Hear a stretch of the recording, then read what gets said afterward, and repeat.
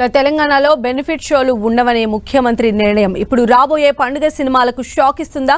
ఎక్కువ మంది ఇస్తుందనే అభిప్రాయం వ్యక్తం చేస్తున్నారు. ఎందుకంటే పుష్ప 2 కలెక్షన్లు ఇంత రికార్డు స్థాయిలో రావడానికి బెనిఫిట్ షోలతో పాటు టికెట్ల రేట్లు భారీగా పెంచడమే అంటారు.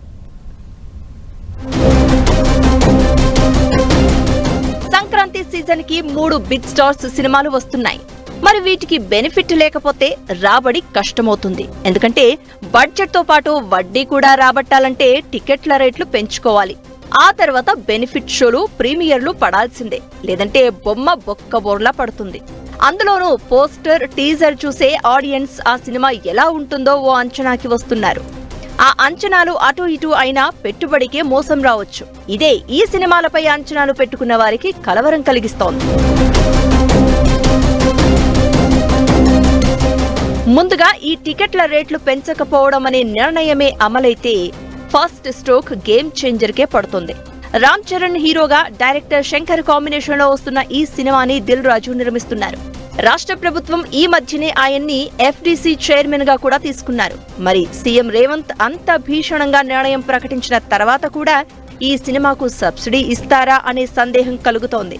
లేదు, రాబోయే 10 రోజుల్లో ఈ వేడి కాస్త తగ్గి ఇండస్ట్రీ పెద్దలు ప్రభుత్వాన్ని కన్విన్స్ చేస్తారా చూడాలి. గేమ్ చేంజర్ బడ్జెట్ 450 కోట్లుగా చెప్తున్నారు. మరి అది రిటర్న్ వచ్చి లాభాల బాటలో పయనించాలంటే ముందు సినిమాలో కంటెంట్ ఉండాలి. ఆ తర్వాత ఈ టికెట్ రేట్స్ హైక్ కావాలి. అది ఎంత అనేది నిర్మాత ప్రభుత్వానికి పెట్టుకునే దరఖాస్తును బట్టి ఉంటుంది. మరోవైపు నందమూరి బాలకృష్ణ హీరోగా వస్తున్న డాకు మహారాజ్ కూడా సంక్రాంతికే వస్తోంది.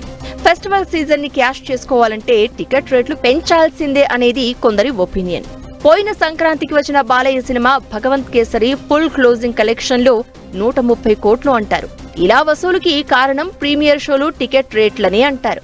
ఇదే సమయంలో వెంకటేష్ హీరోగా సంక్రాంతికి వస్తున్నాం కూడా పండగ సినిమానే. ఈ సినిమాకి మిగిలిన వాటంతా హడావిడి లేకపోయినా టికెట్ల రేట్లు పెంచుకునే అవకాశాన్ని ఏ నిర్మాత కూడా వదులుకోడు.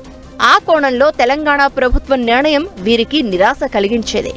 ఇక్కడ ఈ సంక్రాంతికి వస్తున్నాం కూడా దిల్ రాజు నిర్మిస్తున్నదే కావడం గమనించాల్సి ఉంది.